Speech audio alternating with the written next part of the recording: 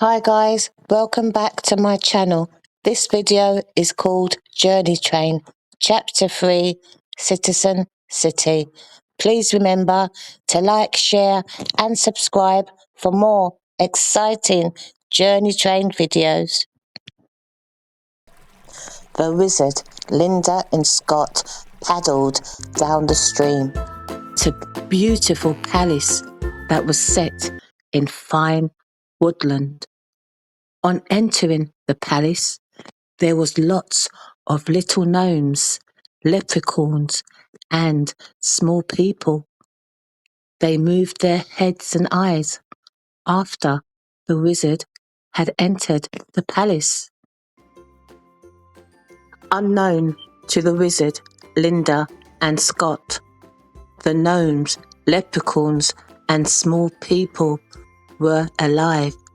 Miraculously, the palace gardens reverted into a city for gnomes, leprechauns, and small people. There were small men dressed in bright colours, accompanied by their short, fat wives with long dresses and scarves. The small people watched as their children played on seesaws and swings and relaxed in the beautiful gardens. Beneath the tall trees and behind the bushes, there were miniature houses with beautiful net curtains. Jerry was a leprechaun who dug tunnels and worked very hard to support his family. He arrived home wearing a tall green hat and beaming with happiness. The door flung open to an aroma of vegetables and fried fish cooking on the stove. In the small kitchen, knives and forks neatly prepared on the small wooden table, accompanied with vacant chairs. Inside the lounge, laying on the sofa, was Ivy, his wife. "I found the pot of gold at the end of the rainbow," Jerry shouted as he barged through the door, carrying a sack on his back, which he dropped when kneeling down to throw his arms around her as she stretched her cheek for him to kiss. "Are you okay, Ivy love?" Jerry said, kissing her cheek. "I'm okay, Jerry," Ivy replied. Jerry walked over to the sack and started to untie it. Miraculously, the sack started to reproduce lots and lots of gold. Ivy was amazed. She had never seen so much gold. "Close the bag," Ivy ordered.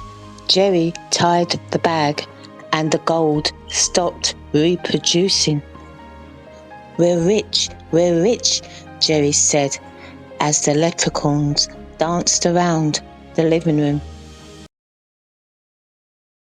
Many regions of Citizen City were on the grounds of the palace, whilst the remainder of the city situated 6 feet underground. It was sheer intelligence, artistry, magic, and the ability to freeze on the sight of spiritual beings which made this city so unique. Melissa and Juna were Jerry and Ivy's beautiful twin daughters who attended the local comprehensive school set in beautiful woodlands.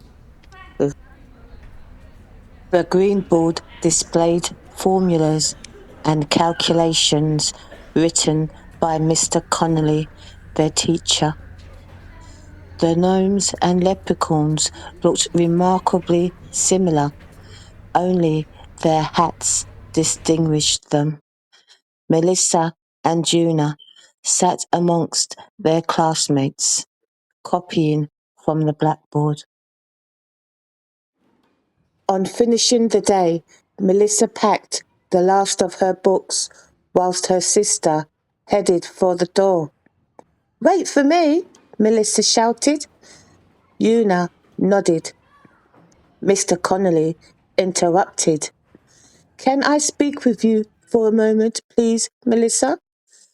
he said, pointing to her. Mr. Connolly was a very intelligent gnome. He was also the ambassador of Citizen City. He rubbed his hands together. "Oh no, far from that, my child," he said as he sat down beside her.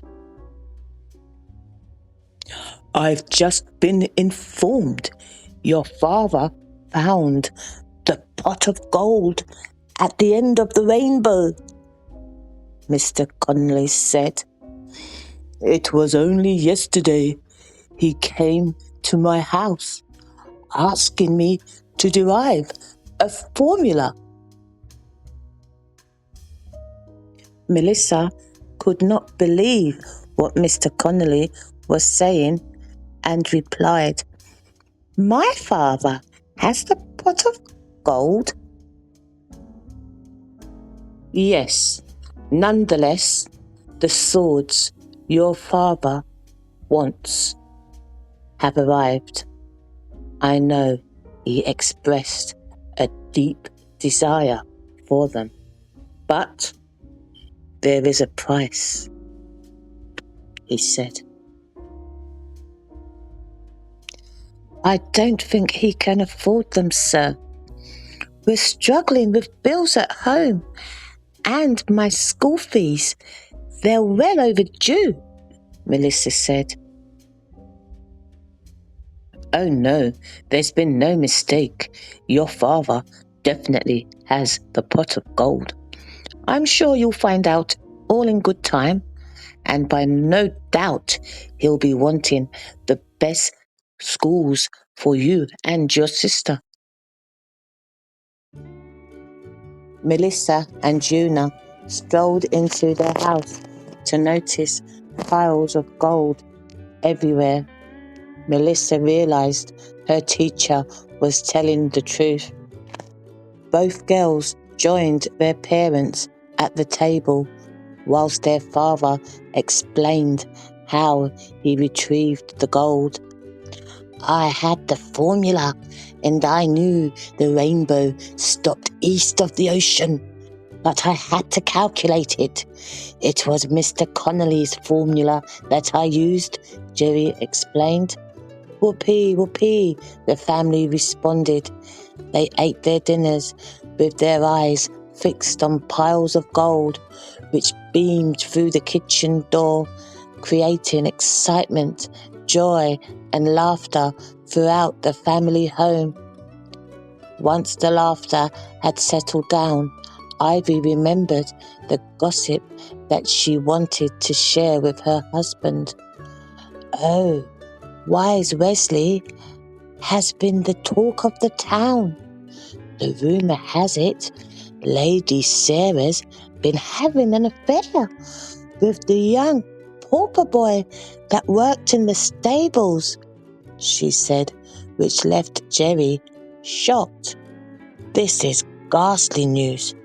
Are you sure?" he queried. Ivy nodded. "I don't know if there's any truth in that, but Wise Wesley, he's the wizard. He's got the wizard genes. Some gnomes have claimed to see him at work. They won't be keeping that a secret for much longer." Ivy saw Linda and Scott enter the palace. She was intrigued by her, and she turned to Jerry. "I saw some people entering the palace today.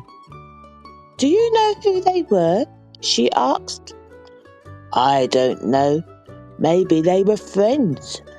I've never seen them, he said, whilst the family continued munching away, admiring the piles of gold. I'll be down the bank first thing in the morning with all that gold. Our kids will go to the best schools and we will have businesses throughout Citizen City. I may even buy the bank, Jerry joked. Melissa remembered what her teacher had told her and said to her father, I spoke to Mr. Connolly today. He said the swords are ready. Jerry immediately stopped eating, becoming excited by the news. They've actually arrived, he said. Melissa nodded in response. Jerry knew of the 5 ancient swords, but never dreamt that one day he would be able to afford them. They were very special because each sword had unique magical powers. Oh, Mr. Connolly, he's a genius. I'll pick the swords up and reward him handsomely for his formula, he said.